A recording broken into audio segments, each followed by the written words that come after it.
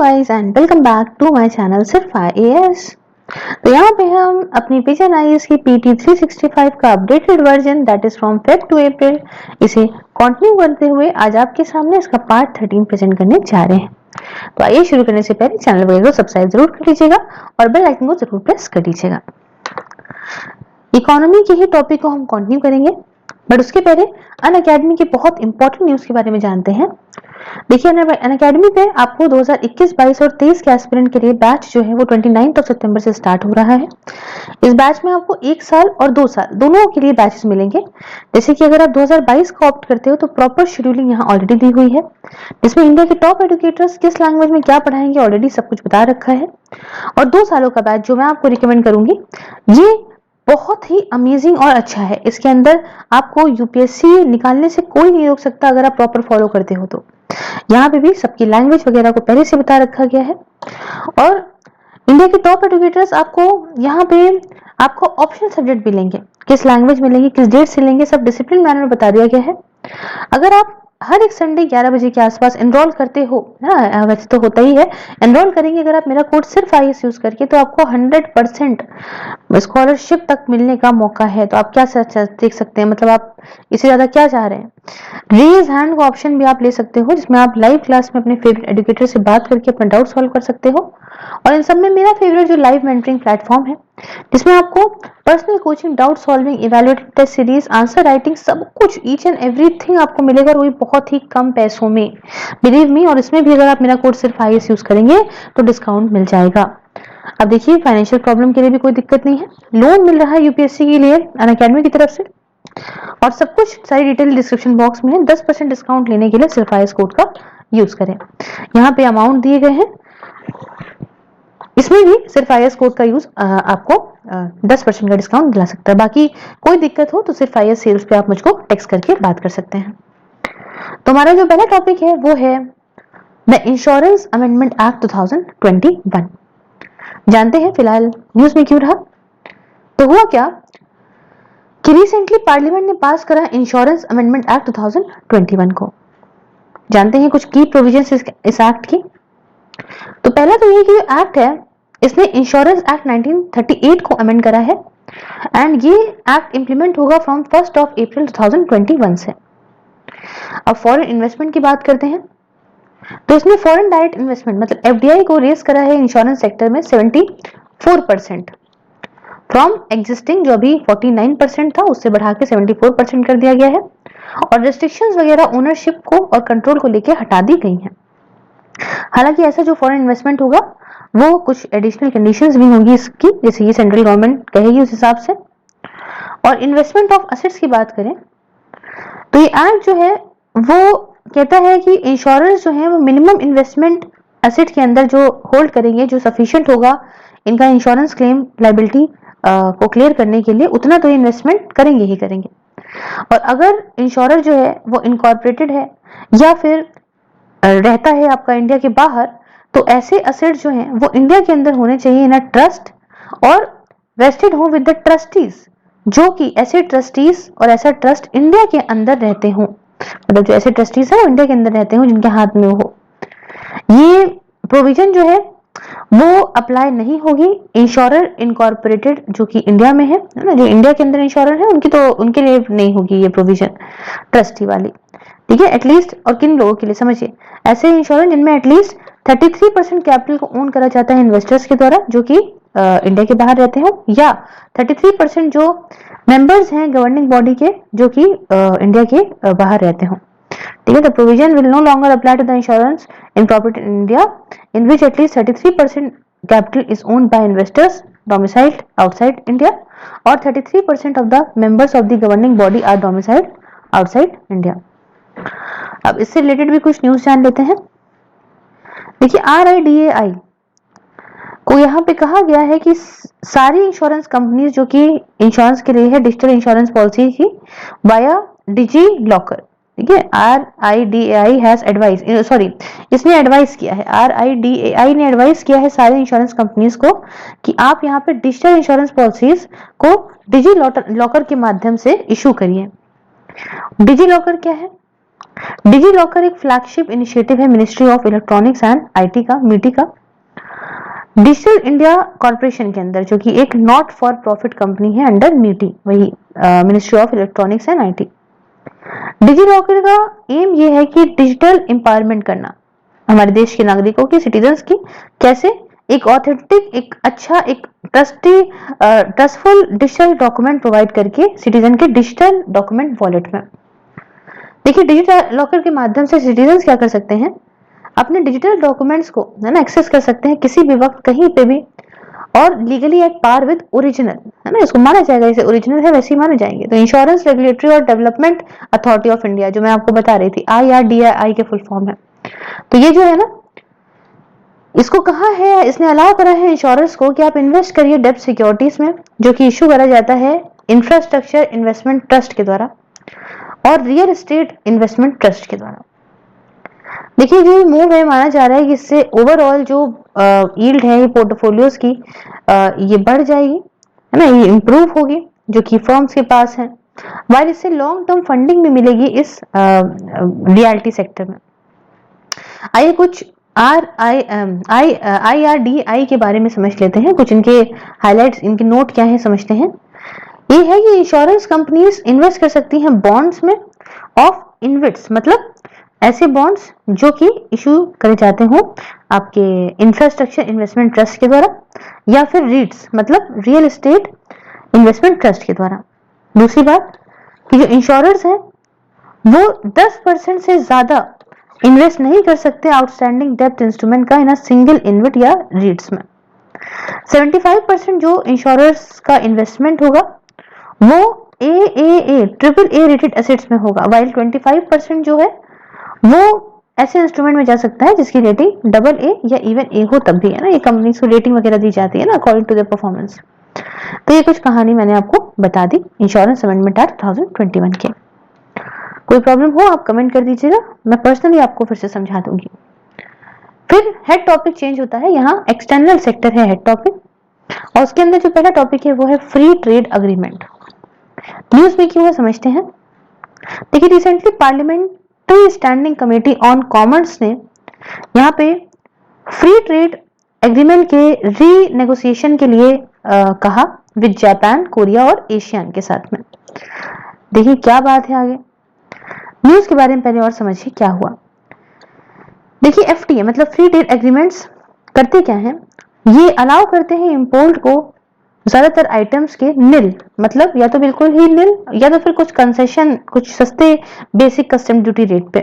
और इससे क्या होता है कि इससे दो कंट्रीज या कई सारी मल्टीलेटरल कंपनीज के बीच में ट्रेड बढ़ता है, मतलब या बाय कंट्रीज के बीच में ट्रेड बढ़ता है, दो या दो से ज्यादा कंट्रीज के बीच में ट्रेड बढ़ता है, मतलब इसे कहते हैं बायलेटरल या मल्टीलेटरल ट्रेड, और बढ़ता है। तो अब आखिरकार क्या जरूरत आ गई जो भाई रीनेगोशिएशन की बात करनी पड़ी।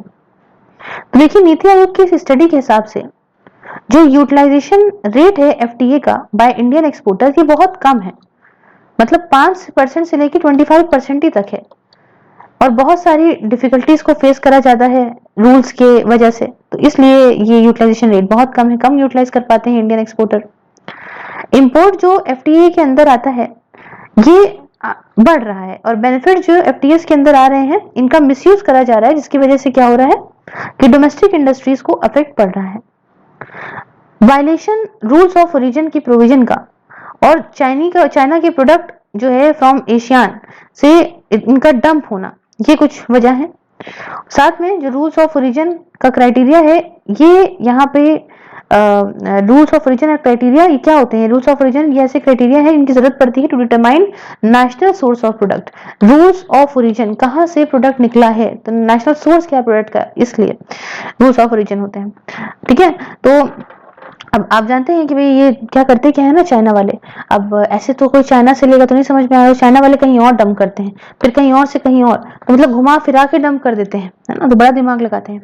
तो इंडिया का ट्रेड डेफिसिट है with Asian has increase over the year. India कर क्या रहा है कि एक्सपोर्ट कम कर पा रहा है, इंपोर्ट ज्यादा कर रहा है ना, तो ट्रेड डेफिसिट इंडिया का बहुत ज्यादा बढ़ गया है एशियन के साथ में पिछले कुछ सालों में। अब यहाँ पे समझिए कितने तरह के ट्रेड एग्रीमेंट होते हैं। एक तो होता है PTA का मतलब प्रेफरेंशियल ट्रेड अग्रीमेंट। ये क्या है, ये एक ऐसा एग्रीमेंट है जिसमें 2 या 2 से ज्यादा पार्टनर्स जो है वो प्रेफरेंशियल राइट देते हैं to entry to certain products. यहाँ पे पॉजिटिव लिस्ट को मेंटेन करा जाता है, जैसे कि लिस्ट उन प्रोडक्ट्स की जिसमें 2 पार्टनर अग्री कर दे कि हाँ ठीक है, हम दोनों को प्रेफरेंशियल एक्सेस मंजूर है। फिर आता है फ्री ट्रेड एग्रीमेंट। यहाँ पे नेगेटिव लिस्ट प्रोडक्ट और सर्विसेज की मेंटेन करी जाती है नेगोशिएट करके कंट्रीज के साथ में, जिसमें जो टर्म्स है एफटीए के वो एप्लीकेबल नहीं होते, इसलिए ज्यादा कॉम्प्रिहेंसिव है ये पीटीएस है। फिर आता है कॉम्प्रिहेंसिव इकोनॉमिक कॉर्पोरेशन एग्रीमेंट, जिसे सीईसीए बोलते हैं। ये जो दोनों है ना, इनसे भी ज्यादा वाइड है और इसमें नेगोशिएशन ट्रेड टैरिफ के ऊपर भी कवर करता है। फिर आखिरी में आता है सीईपीए, मतलब कॉम्प्रिहेंसिव इकोनॉमिक पार्टनरशिप एग्रीमेंट। ये ज्यादा कॉम्प्रिहेंसिव है सीईसीए से और ये ट्रेड फैसिलिटेशन को एनहांस करता है, कस्टम्स कॉर्पोरेशन को, कंपटीशन को और आईपीआर वगैरह को भी। तो ये तरह के होते हैं ट्रेड एग्रीमेंट्स। अब हम यहाँ पे कुछ रिलेटेड न्यूज के या इवेंट्स के बारे में जानते हैं। तो पहला तो है कि कैबिनेट ने अप्रूव कर दिया comprehensive economic cooperation and partnership agreement को इंडिया और मॉरिशस के बीच में। इसके अंदर क्या होगा, इसके अंदर दोनों ट्रेडिंग पार्टनर्स जो हैं वो कुछ एलिमिनेट करेंगे या कट करेंगे ड्यूटीज को on a host of products, और इसके साथ साथ यहाँ पे नॉर्म्स को भी थोड़ा लिबरल बनाएंगे ताकि सर्विसेज वगैरह ट्रेड प्रमोट हो सके, सर्विसेज ट्रेड भी। अब फीचर्स क्या है इसके, ये पहला ऐसा एग्रीमेंट होगा जो इंडिया और इंडिया के बीच में साइन करा जा रहा है with the country in Africa, और ये ट्रेड गुड्स में, रूल्स ऑफ ओरिजिन में, ट्रेड इन सर्विसेज में, टेक्निकल बैरियर्स टू ट्रेड जो है, सैनिटरी या फाइटोसैनिटरी मेजर्स हैं, डिस्प्यूट सेटलमेंट मूवमेंट है नेचुरल पर्सन्स का, टेलीकॉम फाइनेंशियल सर्विसेज हैं, टेलीकॉम सर्विसेज हैं, कस्टम प्रोसीजर्स हैं या कॉर्पोरेशन इन अदर एरियाज वगैरह हैं, इस सब को कवर करेगा। अब इंडिया का जो एफटीए पार्टनर्स है ना, ये इस इंडिया के नए रूल्स को लेके टू ट्रेस गुड्स ओरिजिन, ये इससे थोड़ा अपसेट है। इंडिया के जो नए रूल्स है ना कि हम यहाँ पता करेंगे कि भाई कहाँ से आखिरकार ये प्रोडक्ट बन के तैयार हुआ है, क्या ओरिजिन के जो हमारे रूल्स हैं, रूल्स ऑफ ओरिजिन को थोड़ा सा जो हमने ये करा है, नए रूल्स लेकर आए हैं, इससे इंडिया के जो फ्री ट्रेड एग्रीमेंट के पार्टनर है उनको थोड़ा झटका लगा है, थोड़ा उनको पसंद नहीं आया। जैसे कुछ कंट्रीज जापान, साउथ कोरिया, इन्होंने कुछ कंसर्न्स जताए हैं WTO के अंदर, वर्ल्ड ट्रेड ऑर्गेनाइजेशन के अंदर, कि इंडिया जो है वो इंसिस्ट करता है एडिशनल डॉक्यूमेंट को ये डिटरमाइन करने के लिए कि आखिरकार जो गुड्स हमारे इंपोर्ट हो रहा है वो कहाँ से ओरिजिनेट हुआ है, कहाँ का गुड्स है, ताकि नॉन टेरिफ बैरियर को रेस करें ट्रेड के अंदर। पहले क्या था, नोटिफिकेशन को यूज करा गया था under customs administration of rules of origin under trade agreement rules 2020 के अंदर। इंडिया ने रिस्पॉन्ड करा फिर इस कैरोटर 2020 का, मतलब आप समझ रहे हो ना, customs administration of rules of origin under trade agreement rules 2020 जिसे बोलते हैं कैरोटर। तो इंडिया ने रिस्पॉन्ड करा कि जो कैरोटर 2020 है ये इंपोर्ट से रिलेटेड है अंदर बायलैटरल फ्री ट्रेड एग्रीमेंट के तहत, जो कि ट्रेड पॉलिसी रिव्यू मैकेनिज्म के अंदर नहीं आता, उनके परव्यू के अंदर नहीं आता। अब देखिए, ट्रेड पॉलिसी रिव्यू, ये ट्रेड पॉलिसी रिव्यू मैकेनिज्म के द्वारा किया जाता है WTO के, इस बात को इंश्योर कराने के लिए कि भाई सारे मेंबर्स जो हैं वो रूल्स के हिसाब से चल रहे हैं, डिसिप्लिन में चल रहे हैं, कमिटमेंट्स में चल रहे हैं, जो कि अलग अलग एग्रीमेंट के तहत करी गई हैं। तो ये तो हमने कोई बात करी, पूरी हमने आपको बताया। अब इंडिया के ट्रेड एग्रीमेंट की बात करें तो बायलैटरल एग्रीमेंट हमारा इंडिया श्रीलंका FTA चलता है, इंडिया जापान CEPA चलता है, इंडिया कोरिया CEPA चलता है, इंडिया मलेशिया CECA चलता है, और न जाने ऐसे बहुत सारे चलते हैं। ये हमने कुछ कहानी पूरी आपको समझा दी। नेक्स्ट टॉपिक की जब हम बात करेंगे तो हम बात करेंगे यहाँ पे इंटरनेशनल मॉनेटरी फंड कोटा के बारे में। फिलहाल न्यूज में क्यों रहा इसे जानते हैं। तो न्यूज में आने की वजह ये थी कि रिसेंटली इंडिया ने एडवोकेट करा for better BRICS coordination on IMF quota, BRICS का कोऑर्डिनेशन बढ़िया हो on international monetary fund quota. Sorry अगर मैंने इंडियन मॉनेटरी फंड बोल दिया उसके पहले, तो इंटरनेशनल मॉनेटरी फंड है ना, मुंह से मेरी हो सकता है गलती से निकल गया हो, रियली सॉरी फॉर दिस। और एक्चुअली कितना बज रहा है, 4:30 तो हो सकता है कि ऐसा हो गया, really sorry. International monetary fund quota, तो क्या कहा है इंडिया ने रिसेंटली, क्या करा, ये एडवोकेट करा for better BRICS coordination on IMF quota. तो कुछ बात जानते हैं IMF कोटा के बारे में। देखिए IMF रेजोल्यूशन के हिसाब से जो 16th जनरल रिव्यू है कोटा का, इसे कंक्लूड करा जाएगा बाय दिसंबर 15, 2023 तक। लास्ट रिव्यू फेब 2020 तक ये जो रहा वो उसने कोटा को अनचेंज रखा, कुछ बदलाव नहीं आए थे इसमें। अब कुछ बात जानते हैं हम IMF कोटा के बारे में। देखिए IMF मतलब इंटरनेशनल मॉनेटरी फंड, ये कोटा बेस्ड इंस्टीट्यूशन है। मतलब कोटा क्या है? कोटा एक बिल्डिंग ब्लॉक्स है IMF के, मतलब इन्हीं से मिलके ये IMF का पूरा फाइनेंशियल और गवर्नेंस स्ट्रक्चर बना है ना, कि मतलब सारे के सारा कोटा कोटा कोटा से सब कुछ पूरा IMF बना है। कोटास को डिनोमिनेट करा जाता है स्पेशल ड्राइंग राइट के बेसिस पे, SDR के बेसिस पे। और SDR क्या है? SDR एक इंटरनेशनल रिजर्व एसेट है जिसे IMF के द्वारा क्रिएट करा जाता है ताकि ऑफिशियल रिजर्व्स को बढ़ाया जा सके इसकी मेंबर कंट्रीज के लिए। SDR कोई करेंसी नहीं है, स्पेशल ड्राइंग राइट कोई करेंसी नहीं है, याद रखिएगा। जो IMF का बोर्ड ऑफ गवर्नर्स है ये जनरल रिव्यू करते हैं इस कोटा का रेगुलर इंटरवल्स पे, टाइम टू टाइम, मतलब 5 साल से ज्यादा नहीं होना चाहिए, ठीक है। और कोई भी चेंजेस जो कोटा में होता है इसे अप्रूव कम से कम 85% ऑफ द मेजोरिटी को करना पड़ेगा जो टोटल वोटिंग पावर की है। और मेंबर्स का जो खुद का कोटा है वो चेंज नहीं किया जाएगा बिना उनकी कंसेंट के, बिना उनकी मर्जी के। कोई भी एडजस्टमेंट जो कोटा के शेयर्स में होता है उसकी वजह से वोटिंग राइट्स इमर्जिंग कंट्रीज के बढ़ जाते हैं in line with the relative position in the world economy. अभी मैं आपको बताती हूँ कैसे। तो इससे क्या हो सकता है? शेयर इमर्जिंग मार्केट में बढ़ सकता है, डेवलपिंग कंट्रीज भी मतलब कंट्रीज भी डेवलप होती हैं इसमें। और इससे वॉइस और रिप्रेजेंटेशन जो गरीबों का है वो भी प्रोटेक्ट रहता है कि भाई नीचे वाले भी अपनी बात कह सकते हैं। आइए इंपॉर्टेंस को जानते हैं कोटा की। तो इंपॉर्टेंस ये है कि रिसोर्स कंट्रीब्यूशन, देखो कोटा क्या कहता है कि maximum amount of financial resources a member is obliged to provide to IMF। मतलब भाई कितना जो है एक कंट्री प्रोवाइड करेगी पैसा IMF के अंदर। दूसरा बताता है वोटिंग पावर, देखो कोटा जितना उतनी वोटिंग पावर IMF के डिसीजन में। वोट जो है 1 वोट पर SDR 1 lakh of quota plus basic votes, ठीक है ना, ये सारे मेंबर्स के लिए है।